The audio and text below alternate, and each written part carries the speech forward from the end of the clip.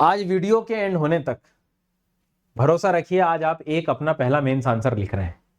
ये जो डर लगता है ना आंसर राइटिंग का, ज्योग्राफी में हो या कोई भी, मेरा मानना है तुम एक बार शुरू करो, एक बार लिखोगे, आपका डर चला जाएगा। आज ये वीडियो का मेन उद्देश्य ये है कि इस वीडियो को पूरा पढ़ के समझ के तुम्हारे साथ, बिल्कुल साथ में हम लोग आंसर लिखेंगे और वीडियो के एंड होने तक तुम्हारे हाथ में एक आंसर होगा, खुद का लिखा हुआ और बहुत ही गजब का आंसर।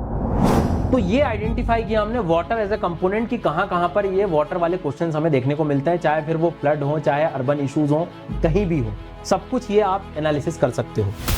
अब हम लिखने जा रहे हैं हमारा आज का आंसर। सबसे पहले कुछ फिक्स इंट्रोज हैं, उसके प्रूफ को देखो आप, और इन इंट्रोज को अगर याद कर लेते हो आप, लगभग चीजें पकड़ में आपको आ जाएंगी कैसे इंट्रो लिखना है।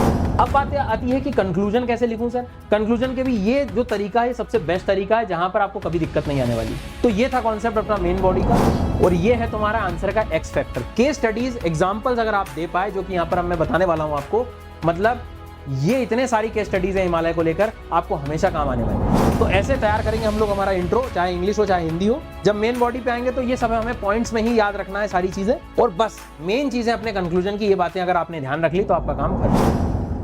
पूरे ज्योग्राफी में मेंस को कैसे हैंडल करना है, टॉपिक कैसे बनाना है, चाहे फिर वो थीम आइडेंटिफिकेशन हो, पीवाईक्यू का एनालिसिस हो, लगभग 70% मान के चलो क्वेश्चंस थीम वाइज रिपीट हो जाते हैं। उनको थीम को कैसे आइडेंटिफाई करना है, कौन कौन सी थीम्स पे बार बार क्वेश्चंस मिल रहा है हमें, कंटेंट कैसे हमारा खुद का बेहतर बने, क्योंकि पूरा मटेरियल दुनिया भर के सब कॉमन पढ़ते हैं। तुम्हारा एक्स फैक्टर क्या है, तुम्हारा आंसर कैसे अच्छा दिखेगा, पहले जिसका चेक हुआ है बाद में जिसका चेक होने वाला है उससे तुम्हारा आंसर कैसे है, सही है। करंट अफेयर्स का इंटीग्रेशन, इंट्रोडक्शन, कंक्लूजन का जो दुख दर्द है आज के बाद कभी नहीं होगा, दैट्स इट, कह दी मैंने। बॉडी का structure, answer flow, maps, example, enrichment, और सबसे बड़ी बात, आज आप अपना पहला मेंस का आंसर लिखने वाले हो, तो इस बार एग्जाम दे रहे हो या बिगिनर भी हो, सब सीख जाओगे। सब मतलब सब, ये जो डर है ना हट जाएगा। ये पीडीएफ को जरूर डाउनलोड कर लेना, इसमें बहुत कंटेंट भी है आपके लिए। अनअकैडमी ने बहुत सारा मेंस का कंटेंट आपके लिए, बहुत अच्छा एनरिच्ड कंटेंट बना रखा है, नीचे डिस्क्रिप्शन है बेटा, उसमें लिंक पे जाके उसको डाउनलोड कर लेना, बिल्कुल फ्री में है सारी चीजें, ठीक है।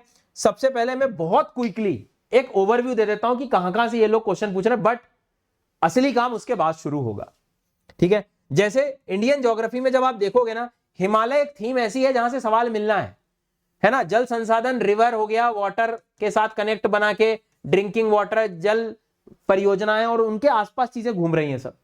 या वो बाढ़ से संबंधित पूछ लेगा, ड्रॉट से पूछ लेगा, वाटर स्ट्रेस से पूछ लेगा, पानी की कमी से पूछ लेगा, और कहीं ना कहीं आप इससे भी बोलेंगे भाई पानी है तो वो पोल्यूटेड है, इंडस्ट्रियल वाटर को लेकर कहीं ना कहीं क्वेश्चन घूम रहा है। एग्रीकल्चर, सॉइल में एक सवाल मिल रहा है तुम्हें, मिनरल्स, एनर्जी, इंडस्ट्रीज को लेकर क्वेश्चन पूछ रहा है। ये कहने के लिए डिजास्टर जीएस थीम है, बट लैंडस्लाइड, क्लाउड बस्ट इधर भी दिख जाएंगे तुम्हें, ओवरलैपिंग हो रही है चीजों की। इंडस्ट्रियल ज्योग्राफी, इंडस्ट्रीज के लोकेशनल फैक्टर्स वगैरह भी पूछ सकता है वो। Urban regional development, urban region के जो इश्यूज हैं, फिर वो वाटर के भी हो सकते हैं, वहां की सॉइल के भी इश्यूज हो सकते हैं, इस तरह के क्वेश्चन घुमा रहा है वो। फिजिकल ज्योग्राफी का जो आप पढ़ते हो, मतलब नॉर्मली हम एनसीईआरटी के लेवल पढ़ते हैं, वो थीम वहां से उठ जाती है कि प्लेट टेक्टोनिक के बारे में पूछ लिया, माउंटेन के बारे में पूछ लिया, वोल्केनो के बारे में पूछ लिया, चक्रवात के बारे में पूछ लिया, ठीक है, ओशन करंट के बारे में पूछ लिया, सैलिनिटी के बारे में पूछ लिया। स्पेशली इंडियन ज्योग्राफी में जो एक पार्ट है वो क्लाइमेट करके इंडिया का मानसून के बारे में पूछ लेते हैं। पर ये सब आइडेंटिफाई होगा कैसे, कहने के लिए तो सब सिलेबस में मुझे पता लग जाता है कि अरे सर ह्यूमन इकोनॉमिक ज्योग्राफी में भी जनसंख्या को लेकर सवाल पूछ सकते हैं, माइग्रेशन, अर्बनाइजेशन, ये सब मतलब खूब दुनिया भर की स्ट्रेटेजी पड़ी हुई है। बट जब मैं पढ़ने बैठूंगा, जब मैं लिखने बैठूंगा, कुछ भी नहीं समझ आएगा। तो क्या पहला स्टेप है वो तुम्हारा जो आना चाहिए, वो यहां से शुरू होगा। सबसे पहला काम करेंगे, मैं एक एग्जांपल से तुम्हें बताऊंगा ना तो चीजें समझ आएगी। लेट्स अज्यूम हिमालय से, मतलब इंडियन ज्योग्राफी हमने उठाया, इंडियन ज्योग्राफी आपने स्टार्ट किया पढ़ना, ठीक है। अब उसमें मैंने क्या किया, सबसे पहले देखा कि जो है हिमालय, वाटर रिसोर्स, एग्रीकल्चर, इनमें से कहीं क्वेश्चन आएंगे। तो अपन ने मान लो एक थीम उठा लेते हैं, वाटर रिसोर्स थीम उठा ली मान लो, है ना। वाटर रिसोर्स, मैं आज बताऊंगा कि water resource, Himalaya, Indian monsoon, ये थीम को कैसे हम देखें, कैसे ऑब्जर्व करें। उसके पहले इस बार अगर मेंस लिख रहे हो बेटा आप, ये अनअकैडमी का प्रोग्राम है, क्यूईपी प्रोग्राम, एजुकेटर्स के साथ टॉपर्स भी लगभग 20 सेशन लेके आपको सिखाने वाले हैं आंसर राइटिंग। मैं तो सिखाऊंगा ज्योग्राफी, एनवायरनमेंट, और एक्चुअल उनके रियल एक्सपीरियंसेस भी आपको बताएंगे। आपके 48 आवर्स में आंसर कॉपी जो है वो चेक होके आ जाएगी। ये जो MRTS है, मेंस, एक तरह से आप कह सकते हो कि एक रिवीजन प्रोग्राम की तरह आप समझ लो, जो आपको इसके साथ मिल रहा है। हालांकि अगर आप आंसर राइटिंग वगैरह में आंसर चेक होने वाला फीचर नहीं लेते तो ये प्राइस और भी कम हो जाता है। इसकी भी जानकारी आपको नीचे मिल जाएगी डिस्क्रिप्शन में, इसको जरूर एनरोल करें। बाकी तो ये बहुत सारा जो एनरिचमेंट नोट्स हैं वो फ्री में आपको नीचे लिंक मिल जाएगी। सबसे पहली थीम उठाता हूं मैं ड्रेनेज। शांति से पढ़ो, दोनों मीडियम में रहेगा। ड्रेनेज शब्द या नदी, पानी, वाटर कंपोनेंट उठाया मैंने सबसे पहले, ठीक है, वाटर वाला कंपोनेंट उठाया। पानी का कहीं भी एस्पेक्ट देखो आप, नदियों से आ सकता है पानी, ड्रिंकिंग वाटर वाला पार्ट हो सकता है, पोल्यूशन वाला पार्ट हो सकता है, फ्लड वाला पार्ट हो सकता है, इंटरलिंकिंग ऑफ नदी, मतलब वाटर कंपोनेंट कॉमन मिलेगा आपको क्वेश्चंस में।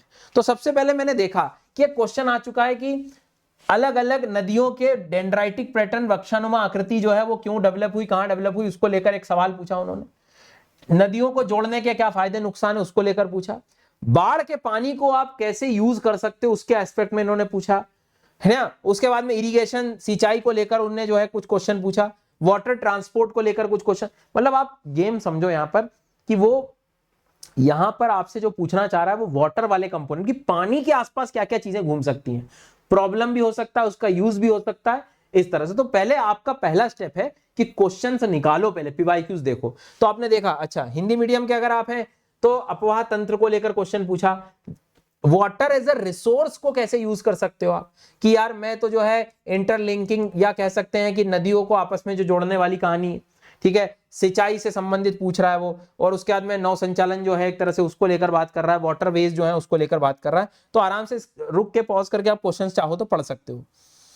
फिर वाटर सिक्योरिटी और अब क्राइसिस वाले पार्ट पे आ गए कि वाटर स्ट्रेस क्या होता है, ठीक है। ग्राउंड वाटर रिसोर्स जो है अगर खत्म हो गया तो उसको लेकर वो बोल रहा है कि the ideal solution to depleting ground water resource in India is a water harvesting system. अब ये कैसे वाटर हार्वेस्टिंग सिस्टम काम आएगा अर्बन एरियाज में, ठीक है। भारत के पास फ्रेश वाटर रिसोर्सेज हैं, लेकिन उसके बाद भी हम क्यों पानी की कमी से जूझ रहे हैं, वो क्वेश्चन पूछ रहा है। क्लाइमेट चेंज का असर वाटर रिसोर्स पे क्या पड़ेगा, ठीक है। एनवायरमेंटल इंप्लीकेशंस क्या होंगे वाटर बॉडीज को अगर हम रिक्लेम कर दें, अर्बन यूज में अगर पानी का जो जैसे मान लो लेक्स हैं, रिवर्स हैं, वहां उधर शहरीकरण बढ़ जाएगा तो क्या इंपैक्ट होंगे, एक्सप्लेन विद द एग्जांपल्स। तो कंपोनेंट वाटर है, और जब फिर आपने देखा कि यार इससे इशू बेस्ड भी आ रहा है, वाटर एज अ रिसोर्स भी आ रहा है, वाटर का क्लाइमेट चेंज भी आ रहा है, मतलब जब तक आप 2-3 बार क्वेश्चंस नहीं पढ़ोगे ना, इससे संबंधित डेटा तुम्हें इंटरनेट क्या, न्यूज़पेपर क्या, या मैं दे भी दूंगा पीडीएफ, नहीं समझ आएगा। पहले आपके दिमाग में होना चाहिए कि अच्छा यार पानी की प्रॉब्लम को लेकर बात कर रहा है, पानी की कमी को लेकर बात कर रहा है, कि वाटर स्ट्रेस, पानी की अगर कमी हो गई तो क्या होगा, फ्रेश वाटर होने के बाद भी पानी की कमी क्यों है, फिर क्लाइमेट चेंज से रिलेट कर रहा है, फिर उसके बाद में अर्बनाइजेशन, शहरों को लेकर बात कर रहा है, ठीक है। इसके पहले वाले में क्या बात कर रहा था कि नदियों को जोड़ दें तो क्या फायदा, बाढ़ को हम कैसे यूज कर सकते हैं, हम कैसे वाटरशेड डेवलपमेंट प्रोजेक्ट्स की मदद से जो है वाटर कंजर्वेशन कर सकते हैं, हम इनलैंड वाटर, मतलब एज अ रिसोर्स प्लान कर रहा है वो, मतलब पानी को कैसे यूज किया, मतलब ये एक थीम हो गई। तो इस तरह से आपको पहले तो थीम समझना होगा। कुछ एग्जांपल और लेते हैं, जैसे हिमालय की थीम हो गई।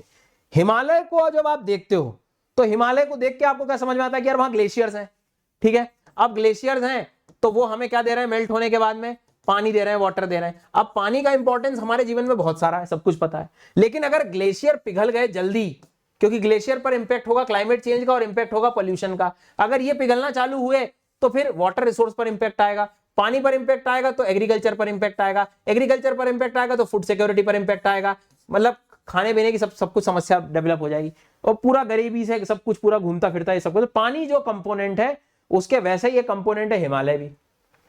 तो देखो हिमालय को इसने क्लाइमेट चेंज, ग्लेशियर का पिघलना, वाटर सिक्योरिटी से कुछ क्वेश्चंस पूछे हैं कि कैसे हिमालयन ग्लेशियर का जो है अगर पिघल जाएगा तो इसका इंपैक्ट, फार रीचिंग तक इंपैक्ट क्या आएगा, ठीक है। क्लाइमेट चेंज एक ग्लोबल प्रॉब्लम है हमें पता है, लेकिन हिमालय पर कैसे अफेक्ट कर रहा है, कोस्टल रीजन पे कैसे अफेक्ट कर रहा है, हिमालयन ग्लेशियर्स अगर पिघल जा रहे हैं तो उस पर मतलब वो पूछ रहा है कि और क्या सिम्टम्स हैं क्लाइमेट चेंज को, उसको लेकर आराम से आप क्वेश्चन और पढ़ लो, कोई दिक्कत नहीं है। आज हम एक आंसर लिखेंगे ही बेटा, ठीक है। ऐसे ही देखो अब हिमालय की बात कर रहा था कि जलवायु परिवर्तन, हिमनद, जल सुरक्षा को लेकर आप देखो आराम से दिखाई दे रहा है आपको, ठीक है। एक बोल रहा है कि जलवायु परिवर्तन एक वैश्विक समस्या है, परिवर्तन किस प्रकार प्रभावित होगा, जलवायु परिवर्तन से द्वारा भारत के हिमालय और समुद्री राज्यों किस प्रकार, मतलब क्लाइमेट चेंज के कारण हिमालय कैसे प्रभावित हो रहा है और उससे हमारा वाटर रिसोर्स कैसे इंपैक्ट कर रहा है। तो अगली थीम अपनी हिमालय को लेकर आप पढ़ सकते। अच्छा, सिर्फ यही नहीं है, हिमालय में और भी समस्या है। लैंडस्लाइड का इशू है, हिमालय में लैंडस्लाइड का इशू है, हिमालय में लैंडस्लाइड, ये 3 बार लैंडस्लाइड का क्वेश्चन आ गया। एक बार कंपेयर करा दिया, एक बार कॉज पूछ लिया, एक बार इंपैक्ट पूछ लिया। कुछ भी पूछ सकते हैं वो लोग, क्यों आ रहे हैं बार बार वहां पर। फिर हिमालय में जैसे टूरिज्म का भी इशू है। अब मान लो ये बार बार क्वेश्चन आ गया, या तो थीम रिपीट हो जाएगी, नहीं तो हमें मालूम है रिसेंट थीम क्या है कि यार वहां पर आग भी लग रही है, फॉरेस्ट फायर भी हो गया, वहां पर स्प्रिंग क्राइसिस भी चल रहे हैं, कि मतलब जो है लोकल कम्युनिटी पर पानी की जो है वो कमी आ गई है। तो जो आज अब जैसे फॉरेस्ट फायर चल रहा है, तो कोई बड़ी बात नहीं, हिमालय रीजन और फॉरेस्ट फायर को कनेक्ट करके वो लोग आपसे जो है क्वेश्चन पूछ लें। तो होप कि मेरी बात आप समझिए, आपको क्वेश्चंस पकड़ के थीम पकड़नी है, और आपको बैठना पड़ेगा, टाइम लगाना पड़ेगा कि अच्छा बार बार क्वेश्चन जो है यहां से हिमालय से आया हुआ है क्वेश्चन। एज इट इज आप हिंदी में भी देख लो कि भूस्खलनों के विभिन्न कारणों का अंतर बताओ, और पश्चिमी घाट और हिमालय के क्षेत्र में कैसे अंतर है, हिमालय के भूस्खलन के प्रति अत्यधिक प्रवण है, क्या कारण होगा उसका बताओ। मतलब असल में क्या है, इतना हवा बना रखा है ना नए नए तरीके दिखा दिखा के कि आपकी हिम्मत ही नहीं हो पा रही है चीजों को देखने की, डर लग रहा है। मैं तुम्हें स्टेप बाय स्टेप बता रहा हूं। पहला काम, सब्जेक्ट उठा के पूरे क्वेश्चंस पढ़ो अच्छे से और उनको कैटेगराइज करो। अभी आपने देखा कि हिमालय के नाम पे कितनी कैटेगरी है, अभी आपने देखा वाटर की, ऐसे आपको एग्रीकल्चर की मिल जाएगी, सॉइल की मिल जाएगी, कैटेगराइजेशन समझ में आया। अब जैसे मान लो आपने फिर एक क्वेश्चन पढ़ा अचानक क्लाइमेट पे, अगली थीम, तीसरे नंबर की थीम बता रहा हूं कि why is the south west monsoon called पुरवैया। अरे भाई मानसून समझ में आ गया, कीवर्ड है, ठीक है। क्या कैरेक्टरिस्टिक्स दोगे आप मानसून क्लाइमेट को जो कि सक्सेस हो गया है in feeding more than 50% of the world's population residing in monsoon Asia, कि दुनिया की लगभग 50% आबादी को फीड करा के दे रहा है भाई साहब, ये भोजन दे रहा है। ऐसे मानसून क्लाइमेट को क्या कैरेक्टरिस्टिक्स आप दोगे। आप कैसे एग्री करते हो कि इंडियन मानसून जो है वो चेंज हो रहा है ड्यू टू ह्यूमनाइजिंग लैंडस्केप, मतलब हमारे आसपास के जो आवास है इन सब चीजों में जो हमने बदलाव कर दिया एंथ्रोपोजेनिक एक्टिविटी से, मानसून कैसे बदलाव आ रहा है। कई बार अनयूजुअल क्लाइमेटिक हैपनिंग्स जो है एल नीनो के कारण होती हैं, उसको लेकर पूछ लिया। अर्बन हीट, मतलब क्लाइमेट एक थीम बन गई इंडिया की। बार बार तुम्हें पता है कि मानसून आ रहा है, मानसून का क्वेश्चन आ रहा है, तो मानसून के सारे एस्पेक्ट्स मुझे पता होने। क्या पढ़ना है, सबसे पहली चीज तुम्हें बताएगा, वो बताएगा मानसून, मतलब पहले बताएगा थीम आइडेंटिफिकेशन। तुमने देखा कि यार, और ऐसा भी नहीं कि एक ही क्वेश्चन आ रहा है, इतनी बार मेंस हुए तो तुम्हें समझ में आ जाएगी बेटा थीम, कम से कम 70-80% पर तो पहुंचो आप। थीम आइडेंटिफाई कैसे करना है ये आज अब हमने समझ लिया। अब अपन आगे बढ़ेंगे, अब अपन लिखने वाले हैं बेटा। अब अपन कैसे स्टेप बाय स्टेप बढ़ेंगे, आगे बढ़ते हैं। सपोज पेन कॉपी ले लेना है ना साथ में। अब अपन ने पहली एक थीम मान लो हिमालय की उठा ली है ना। अब हिमालय में तुमने देखा कि क्लाइमेट चेंज, वाटर सिक्योरिटी, मतलब हिमालय की प्रॉब्लम्स को लेकर हमेशा एक क्वेश्चन आता है। या तो वो क्लाइमेट चेंज की यार पिघलने को लेकर आ जाए, पानी की समस्या जो हो जाएगी उसको लेकर आ जाए, पॉल्यूशन को लेकर आ जाए, लैंडस्लाइड को लेकर आ जाए, तो उससे रिलेटेड अपने टूरिज्म को लेकर आ जाए। सबसे पहले तो अपने पास कोई भी आंसर में हमें मालूम है कि बेसिक 3 चीजें होती है कि भाई इंट्रो पता होना चाहिए, कंक्लूजन पता होना चाहिए, मेन बॉडी पता। लेकिन लिखोगे क्या, वहां इतना टाइम है क्या तुम्हारे पास। तो अपन सबसे पहले चर्चा कर लेते हैं, सबसे पहले तो कि इंट्रो को लेकर। इंट्रो में आप हमेशा ध्यान रखो, क्वेश्चन को जब बेटा हम रीड करेंगे तो पहले देखो कि भाई टॉपिक है क्या, और टॉपिक अगर कोई वो इशू बता रहा है, कोई इंफॉर्मेशन दे रहा है, तो उसी बात को आपका टास्क है उसी को रिलेटेड आप एक प्रूफ दे दो with the help of a report. Specially geography में बात करूंगा मैं, कोई रिपोर्ट दे दो, कोई डेटा सेट दे दो, ठीक है। कोई लगे तो कोई कभी क्वेश्चन ऐसा कोट दे दो आप, उससे इस टॉपिक को तुम प्रूफ कर दो। This is the cycle of intro. ये पकड़ में आ जाएगा कैसे, जैसे तुम्हें मालूम है कि ग्लेशियर मेल्ट को लेके कोई क्वेश्चन आ रहा है, तो मैंने प्रॉपर जो है एक रिपोर्ट बना दी कि भैया ICIMOD क्या कह रहा है कि हिंदू कुश का जो क्षेत्र है हिमालय रीजन लगभग 65% तेजी से पिछले दशक से अगर कंपेयर करें तो पिघल रहा है। ये बात प्रूफ हो गई कि यार हिमालय ग्लेशियर पिघल रहे हैं। अगर उसको लेके कोई क्वेश्चन पूछा तो मैं ये रिपोर्ट यूज कर सकता हूं। ग्लेशियर जो लॉस है वो कम, मतलब बहुत ज्यादा नुकसान हो रहा है ग्लेशियर्स का।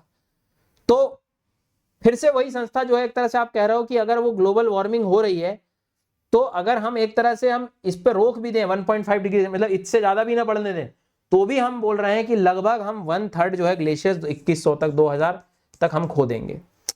ये लाइन से डायरेक्ट यूज करो आप इंट्रो में, दे दी मैंने तुमको कि हिमालय और ग्लेशियर को लेकर कुछ बात आप लिखो इसको। ये प्रूव कर रही है उस क्वेश्चन को कि क्या इंपैक्ट होगा ग्लेशियर के पिघलने से। हाँ होगा। ग्लेशियर का इशू बेस्ड कुछ भी आ रहा है आपके पास रेडी रेफरेंस है। हिमालय को लेकर अगर वहां के स्प्रिंग क्राइसिस को लेकर बात कर ले, वो नया ये न्यूज वाली चीज है। स्प्रिंग का मतलब ये है कि वहां पर लोकल लेवल पर जो भी वाटर बॉडीज मिलती हैं हमें, क्योंकि हमें तो डायरेक्ट गंगा यमुना मिल गई, बट वहां के जो लोग हैं उनको तो वापस थोड़ी जाएगी गंगा उनके पास। तो वहां पर आप कह सकते हो कि नीति आयोग ये बोल रहे कि लगभग आधे से ज्यादा जो स्प्रिंग है, जल के जो स्रोत हैं भारत के हिमालय क्षेत्र में सूख गए हैं। ये एक रिपोर्ट से आप वहां के क्राइसिस को आप स्टार्ट कर सकते हो। तो इंट्रो का गेम समझ रहे हो आप। इंट्रो मेट्रोलॉजिकल ऑर्गेनाइजेशन की कोई रिपोर्ट, अब न्यूज़पेपर में इससे रिलेटेड कुछ भी डेटा मिलता है आपको नोट डाउन कर लेना है कि अब जैसे मान लो ओवर टूरिज्म अनप्लान डेवलपमेंट को लेकर सुप्रीम कोर्ट ने भी बताया था कि भाई ऐसे अनचेक्ड डेवलपमेंट करते रहोगे तो वहां की वल्नरेबिलिटी, वहां की जो समस्या, वहां की जो संवेदनशीलता वो बहुत बढ़ रही है। अब आपने पकड़ लिया कि हिमालय की एक थीम आती है और हिमालय की थीम आने के बाद में उसमें मुझे कुछ डेटा अगर मिल गया 4-5 टूरिज्म को लेकर, ग्लेशियर को लेकर, वाटर को लेकर कोई भी एक आध रिपोर्ट, तो जब भी कोई भी क्वेश्चन आएगा टॉपिक पकड़ूंगा, उसका इशू पकड़ूंगा, इंट्रो उसका जो है प्रूफ के साथ रिपोर्ट के साथ लिख के, दैट्स द इंट्रो। 2 लाइन का बस, कुछ नहीं करना है तुम्हें। समझ आई बात। सर कंक्लूजन का क्या होगा? यार कंक्लूजन हम अक्सर देखते हैं कि कई बार, मैं ज्योग्राफी की बात कर रहा हूं, दूसरा सब्जेक्ट में थोड़ी वेरिएशन आ भी सकते हैं, बट ज्योग्राफी में कंक्लूजन में कई बार हम देखते हैं कि हमेशा हम सजेस्टिव मेजर्स देते हैं, ठीक है, कोई पॉजिटिव नोट पे एंड कर रहे होते हैं। तो कई बार कंक्लूजन में आप कुछ पूरे आंसर का एक पार्ट ऐसा लिख दो, कोई कोट से एंड कर दो, ठीक है, कोई डेटा इसमें आप चाहो तो, नहीं तो कोई अच्छा इनिशिएटिव दे दो, सस्टेनेबल डेवलपमेंट गोल के बारे में बता दो, कोई वहां की जो कोई एक अच्छा एग्जांपल सेट हुआ कोई रीजन में वो बता दो। आपको लग रहा है कि मुझे कंक्लूजन नहीं लिखना है, वे फॉरवर्ड लिखना है, वे फॉरवर्ड मतलब आगे की एक राह लिखनी है, वो कर दो, थोड़े ऑप्टिमिज्म में आप एंड कर दो आंसर्स। बट फॉर दैट आपके पास कुछ कंटेंट होना तो चाहिए। जैसे हिमालय है तो हिमालय के रीजन में national mission for sustaining the Himalayan ecosystem, नाम से समझ में आ रहा है कि हिमालय इकोसिस्टम को सस्टेन करने के लिए हमने एक मिशन चला रखा है। तो कहीं ना कहीं आप कह सकते हो कि जो 8 से 9 मिशन से हैं हमारे, उनमें क्लाइमेट चेंज को लेकर, एक हिमालय को लेकर हमने मिशन बना रखा है। Himalayan Indian Himalayas climate adaptation programme के बारे में बता सकते हो। हाइड्रोलॉजी प्रोजेक्ट है जो वर्ल्ड बैंक के द्वारा जो है सहयोग के, उसमें हम बोल सकते हैं। हिमालय पारिस्थितिक तंत्र के संरक्षण हेतु राष्ट्रीय मिशन, जिसमें हम ये बोल सकते हैं राष्ट्रीय जल विज्ञान परियोजना, भारतीय हिमालय जल विज्ञान अनुकूलन कार्यक्रम। आराम से आप पॉज कर लो, रीड कर लो, कोई प्रॉब्लम नहीं। बट मेरा मतलब ये है कि जैसे आप खुद भी देखोगे इसरो का ग्लेशियर का मॉनिटरिंग प्रोग्राम, ये तो एवरग्रीन चीज है। जब भी कोई ग्लेशियर मेल्ट होने की बात करें आप इसरो के बारे में बात कर लो। हमने हिम कनेक्ट ऐसा इनिशिएटिव है मंत्रालय के द्वारा जो बताता है कि साइंटिफिक रिसर्च वगैरह जो है उस चीज को, इनोवेशन को प्रमोट करता है ताकि हम उन ग्लेशियर्स को अच्छे से ऑब्जर्व कर सकें, उसका मैनेजमेंट कर सकें। इसरो के ग्लेशियर मॉनिटरिंग में लगभग 200-250 से ज्यादा ग्लेशियर्स हम मॉनिटर कर रहे हैं ताकि हमें चीजें बेहतर समझ आ जाए। ये चीज करके आप एंड कर सकते हो कि यार हम सही दिशा में जा रहे हैं, बस हमें और थोड़ा सा बेहतर काम करना है। तो ये कंटेंट जब आपके पास रहेगा, अब ये कहां से ढूंढ लिया सर आपने? बहुत सिंपल है, रोज करंट अफेयर्स आता है। अगर करंट अफेयर्स में जो भी तुम पढ़ो ज्योग्राफी का, उससे अगर एक बार सवाल पूछ लो भाई ये लगेगा कहां पर जाके, तो तुम्हारा खुद ही मन ढूंढ लेगा। अच्छा हिमालय का है तो हिमालय में यहाँ यूज हो जाएगा, अच्छा इंडियन मानसून का वहां यूज हो जाएगा, अच्छा वाटर का है वहां यूज हो जाएगा। अब ये तो करो यार, ये रास्ता बता रहा हूं, बस इसको तुम फॉलो कर लो। मैं शर्त लगा रहा हूं मैक्सिमम क्वेश्चन तुम कर जाओगे ज्योग्राफी में, मैक्सिमम क्वेश्चन। तो इसरो का ये हिमनद निगरानी कार्यक्रम जो हम बता रहे थे, ठीक है, और हिम कनेक्ट, इसको आप आराम से पॉज कर लो। अब बात आती है मेन बॉडी। भाई मेन बॉडी तो पूरा गेम है कि पूछा क्या है, पूछा क्या है, और उसमें आप पॉइंट्स में बनाओ सीधी बात। 3, 4, 4, 5, 6 ऐसे 1, 2, 3 लिखो ताकि पता लगे कि अच्छा 8 पॉइंट लिखे हैं। मैंने ऐसे स्टार लगा दिए ना मान लो, तो गिन नहीं पाऊंगा चेक करते टाइम। अगर 8 लिखा रहेगा तो उसके दिमाग में 3-4 नंबर तो दे देगा तुमको। आप कुछ इस पैटर्न पे काम करो जैसे। तो चलो अब अपन एक क्वेश्चन जरा सॉल्व कर लेते हैं बढ़िया से, ठीक है, स्टार्ट करते हैं। How will be the melting of Himalayan glaciers have far reaching impact on water resources of India? Himalaya के हिमनदों के पिघलने का भारत के जल संसाधनों पर किस प्रकार दूरगामी प्रभाव होगा? एटलीस्ट वो बोल रहा है कि फार रीचिंग, एक लॉन्ग टर्म पार्ट आप कह सकते हो कि लॉन्ग टर्म इंपैक्ट के बारे में पूछ रहा है कि कैसे हिमालय के ग्लेशियर्स अगर आज पिघल गए तो लंबे समय में किस तरह से इसका प्रभाव हमें देखने को मिलेगा वाटर रिसोर्स। स्पेशली देखो इंपैक्ट भी किस पे, वाटर रिसोर्स पे। पानी की कमी पूछ रहा है लेकिन वो संसाधन के रिस्पेक्ट में पूछ रहा है। ठीक है, अब दिमाग में आएगा कि यार सर क्या करूं मैं, तो देखो भाई पहली चीज तो दिमाग में जब पहला इंप्रेशन जब क्वेश्चन पढ़ के आपके दिमाग में आएगा वो क्या आएगा कि सर जो है उसने बोला है कि हिमालय का ग्लेशियर अगर पिघल गया तो उसका वो इनडायरेक्टली इंपैक्ट पूछ रहा है कि हमारे वाटर रिसोर्स पर क्या होगा। भाई इंट्रो में प्रॉब्लम बेस्ड है ना, तो हिमालय के ग्लेशियर पिघल रहे हैं सच में, ये प्रूफ दे दो आप पहले तो। ठीक है, फिर मेन बॉडी में आप इंपैक्ट लिखोगे। इंपैक्ट किसी भी प्रकार के हो सकते हैं, लॉन्ग टर्म इंपैक्ट हो सकते हैं, शॉर्ट टर्म इंपैक्ट हो सकते हैं, वो भी आप लिख सकते हो। क्योंकि फार रीचिंग पूछ रहा है तो थोड़ा सा लॉन्ग टर्म ज्यादा बात करो आप। और मैं तो कह रहा हूं आंसर को शॉर्ट टर्म से लॉन्ग टर्म की तरह भी कनेक्ट कर सकते हो अगर तुम्हारे पास दमदार एग्जांपल्स हैं तो। और फिर एंड में आप कुछ ऐसे इनिशिएटिव्स को लिखकर इस आंसर को एंड कर सकते हो। ठीक है, लेकिन एक्चुअल में वैसे भी डिस्कस करें कि कोई मतलब है क्या वाटर रिसोर्स पे इंपैक्ट। हाँ, नदियों का पानी क्या हो जाएगा, रिवर का डिस्चार्ज क्या हो जाएगा, कम हो जाएगा। भाई ग्लेशियर ही नहीं रहेंगे तो कैसे काम बनेगा। अब जब रिवर का डिस्चार्ज कम होगा तो जो वाटर का स्ट्रेस है वो क्या होगा, बढ़ेगा। और वाटर स्ट्रेस कहां बढ़ेगा, जो जो प्लेसेस पूरे आप प्लेन एरिया से लगा के हिमालयन रीजन से आप आराम से एग्जांपल्स दो कि भाई शिमला मसूरी से लगा के नैनीताल से लगाकर जैसे जैसे आप नीचे तक आओगे आपको समस्याएं बढ़ती चली जाएंगी। प्लेन एरियाज में, इंडो गैंजेटिक प्लेन्स में इरिगेशन की इनसिक्योरिटी आपको देखने को मिलेगी। ग्राउंड वाटर का जो रिचार्ज होना चाहिए वो रिडक्शन हो जाएगा। ठीक है, उसमें भी आप एग्जांपल दे रहे हो। तो दीर्घकालिक नदी में प्रवाह की कमी, पेयजल में संकट आपको मिलेगा, भूजल में पुनर्भरण में कमी, सिंचाई की असुरक्षा, ये चीज आपको देखने को मिलेगी। ठीक है, आराम से पॉज करके आपको लगे तो पढ़ लो, ये पीडीएफ मिल जाएगा आपको नीचे डिस्क्रिप्शन में। फिर क्लाइमेट वेदर सिस्टम में भाई स्नो लाइन शिफ्ट हो जाती है, मतलब जो ग्लेशियर जहां तक मिल रहे थे वो कम पड़ के ऊपर पहुंच जाएंगे। ठीक है, मॉनसून पैटर्न्स बदल सकता है। ठीक है, क्रायोस्फीयर की जो स्टेबिलिटी है, जो बर्फ के जो क्षेत्र हैं उनमें स्टेबिलिटी डिस्टर्ब होगी, एवलांसेस बढ़ सकते हैं। ग्लेशियर के जो लेक्स हैं पिघल जाते हैं तो फिर वो पूरा बस्ट हो जाता है, पूरा लैंडस्लाइड और सब चीजें निकल सकती है, तो वो एक डिजास्टर के रूप में भी आ सकता है। तो या तो आप क्लाइमेट, डिजास्टर और वाटर पर, चूंकि एग्जाम में वो क्वेश्चन क्या पूछ रहा है वो बोल रहा है वाटर रिसोर्स को लेकर। अब इससे ये सीखने को मिलता है कि क्वेश्चंस के आधार पर मेरे पास रेडी रेफरेंस कंटेंट होना चाहिए। अब प्रॉब्लम बेस्ड अगर कोई भी क्वेश्चन आएगा तो ये यूज और भी जगह हो जाएगा ना, ये मैं आपको समझा रहा हूं। आप अगर 4-5 क्वेश्चंस का डेटा बना लोगे अपने पास तो क्वेश्चन उस दिन एक ही आना है, 5 थोड़ी आना है हिमालय के, तो वो 5-4 का डेटा यूज होकर आप एक आंसर बढ़िया से बना सकते हो। बट ये इस दिशा में आपको बेटा मेहनत करनी पड़ेगी एक बार। ठीक है, यहां तक समझ में आ गई बात। तो हिमालय का जो है ऊर्ध्वगामी स्थानांतरण, मानसूनी प्रतिरूपों में परिवर्तन, हिममंडलीय स्थिरता का क्षय, पॉज कर लो आराम से, पढ़ना हो तो हिंदी मीडियम, और आपदा संवेदनशीलता पर भी प्रवाह हम लोग कह सकते हैं। तो ये हो गई कहानी, इंपैक्ट वगैरह जो है मैंने बता दिया। अब क्या होता है, आपको कुछ एग्जाम्पल भी देने पड़ेंगे अपनी बात को प्रूव करने के लिए। तो there are some case studies, हर टॉपिक की होनी चाहिए। अब जैसे मैंने हिमालय की कुछ केस स्टडीज रखी हुई हैं, क्या कि मुझे मालूम है कि यार गंगोत्री ग्लेशियर जो है वो पिघला ही है, पिघला है। ठीक है, साउथ लोनाक लेक जो है उसको लेकर आप बोल सकते हो कि कैसे उदाहरण था। चमोली की आपदा जो हमने देखी, सिक्किम का जेमू ग्लेशियर में जो है समस्याएं पैदा हुई, याला ग्लेशियर नेपाल के भी आप एग्जाम्पल दे सकते हो। तो ये ऐसे उदाहरण हैं जिसकी मदद से ये गंगोत्री हिमनद संकुचन, दक्षिणी लोनाक झील, चमोली आपदा। अब मैं आपसे कह रहा हूं ये तो चलो मैं क्लासेस में, मेंस के लिए जो क्लासेस होती हैं उसमें दे देता हूं बच्चों को, प्लस क्लासेस में दे देता हूं। ठीक है, लेकिन जो सेल्फ स्टडी कर रहे हैं बच्चे उनसे मैं कहूंगा कि आपको इस तरह का कंटेंट एक साथ, अब ये क्या सोर्स है इसका, तो ये इंटरनेट भी है और साथ में न्यूज़पेपर भी। आप जब साल भर में न्यूज़पेपर पढ़ते हो, हर एक न्यूज़ से अगर आप सवाल पूछना चालू कर दोगे कि यार सर ये मैं यूज कहां करूंगा, तो आपको डेटा सेट मिलते जाएंगे। ऐसा तो है नहीं कि लोनाक लेक एग्जाम में नहीं आया होगा, लेकिन हमें पता होना चाहिए कि वहां यूज हो जाएगा। अब वो पता कब लगेगा, जब तुम्हें ऑलरेडी क्वेश्चंस पता होंगे, पीवाईक्यू की थीम तुम्हें पता होगी, है कि नहीं, सही बात। चलो, तो अब अपन अगर अपने आंसर्स की तरफ बढ़े कि कैसे हिमालयन ग्लेशियर्स जो है उसका फार रीचिंग इंपैक्ट हो सकता है, तो यार देखो क्वेश्चन का ब्रेकडाउन क्या होना चाहिए।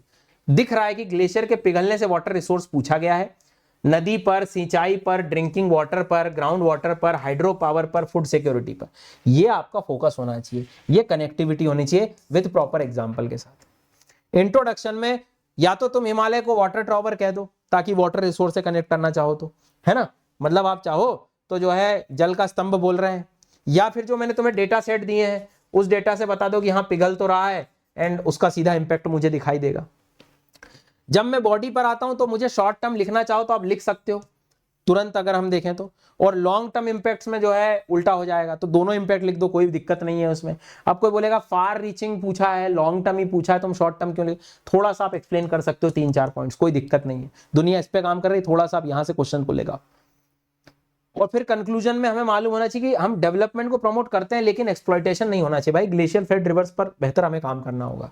तो इस तरह से आपका एक कंक्लूजन हो जाएगा। तो जब आप लिखने बैठोगे तो ये आप बिल्कुल इस तरह से देखो कि भाई मेल्टिंग ऑफ ग्लेशियर्स कैसे इंपैक्ट डालेगा वाटर रिसोर्स, ये 3 मेरे कीवर्ड्स हैं। तो मैंने जो है अभी आपको ICIMOD जो international centre for integrated mountain development है, उनके द्वारा ग्लेशियर्स जो है हिंदू कुश वाले हिमालयन रीजन में लगभग इतना ज्यादा फास्टर गति से पिघल रहे हैं और इसका इंपैक्ट मुझे वाटर रिसोर्स पे दिखेगा। तो ये प्रूफ हो गया अपने इस क्वेश्चन का। ये जो है इस तरह से अपन ने इंट्रो बढ़िया से तैयार कर लिया अब इंट्रो तैयार। आराम से आप हिंदी में भी आप लिख सकते हो कि हिंदू कुश हिमालय क्षेत्र में इसके दशक में लगभग अधिक तेजी से पिघल रहे हैं।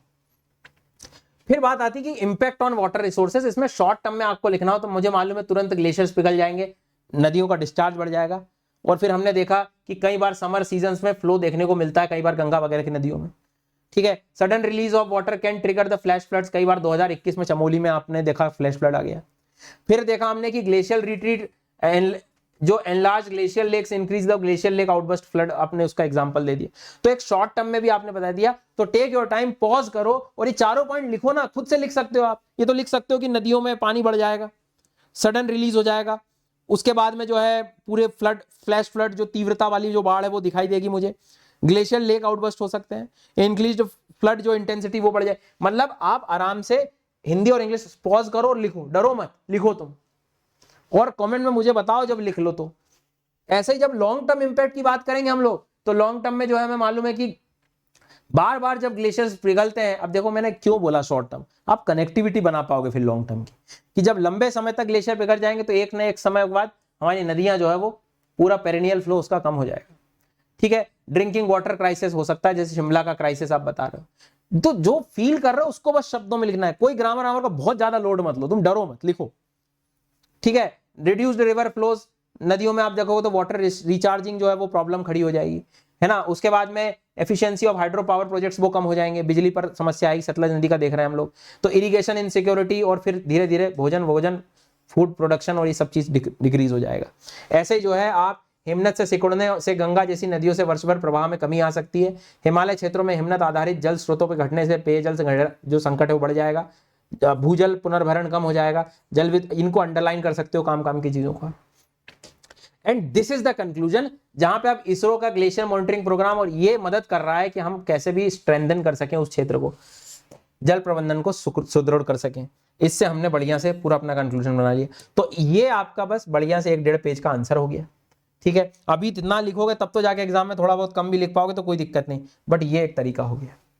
आप थोड़ी देर रुको और लिखो, हिम्मत लगाओ, आज आपको हिम्मत लगानी पड़ेगी और मुझे कमेंट में बताओ कि किसने आंसर पूरा कंप्लीट लिखा है।